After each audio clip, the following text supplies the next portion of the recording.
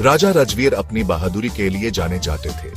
रानी रुक्मिणी अपनी बुद्धिमान के लिए पूरे राज्य में फेमस थी। वो दोनों बहुत ही दयालु राजा और रानी थे। उनके राज्य में सभी सुख से रहते थे।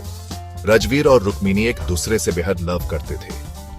उनका लव सबके लिए एक सुंदर उदाहरण था। वो सारे त्योहार साथ मनाते थे। अपनी हर खुशी और गम में एक दूसरे का साथ निभाते थे। उनकी प्रेम कहानी दूर दूर तक फेमस थी। वो सबके लिए इंस्पिरेशन थे। एक दिन पाडोस के एक लालची और शक्तिशाली राजा ने उन पर हमला कर दिया। वो उनकी जमीन और दौलत छीन लेना चाहता था। उसने अपनी बहुत बड़ी सेना के साथ हमला कर दिया। शांतिप्रिय राज्य पर खतरा मंडरा रहा था। हमला अचानक और बहुत तेजी से हुआ। राजा रजवीर एक बहादुर योद्धा थे। उन्हें पता था कि उन्हें अपनी प्रजा की रक्षा करनी है। उन्होंने अपनी सेना को इकट्ठा किया और युद्ध के लिए निकल गए। जाते जाते उन्होंने रुक्मिणी से वादा किया कि वो विजयी होकर ही लौटेंगे। लड़ाई बहुत लंबी और कठिन थी।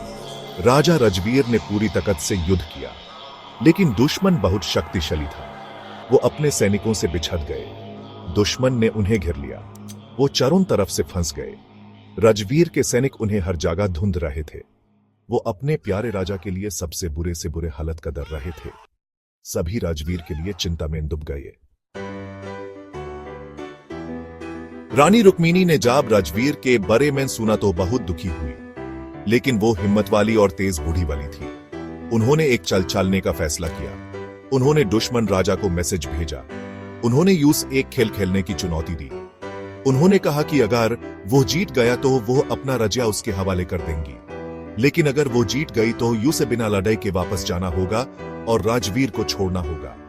दुश्मन राजा घमंडी और ओवर कॉन्फिडेंट था। उसने चुनौती स्वीकार कर ली।